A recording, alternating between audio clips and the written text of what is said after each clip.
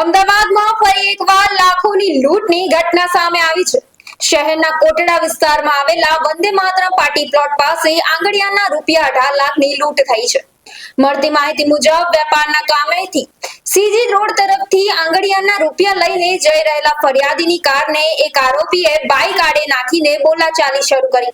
યુક્તિપૂર્વક આરોપીએ ફરિયાદી પાસેથી કારની ચાવી ઝૂંટી લઈને તેને રોડ પર ફેંકી દીધી હતી। ફરિયાદી ચાવી લેવા માટે નીચે ઉતર્યો તે જ તકનો લાભ લઈને અન્ય આરોપીઓ ત્યાં આવી ગયા હતા અને કારની ડીકીમાંથી લાખો રૂપિયા ભરેલી બેગની લૂંટ કરી હતી।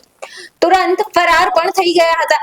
આ સમગ્ર ઘટના બાદ ફરિયાદીએ શહેર કોટડા પોલીસ સ્ટેશનમાં જાણ કરતા પોલીસે ગુનો નોંધીને આરોપીને શોધવા માટે ચક્રો ગતિમાન કર્યા છે અને વધુ તપાસ હાથ ધરી છે।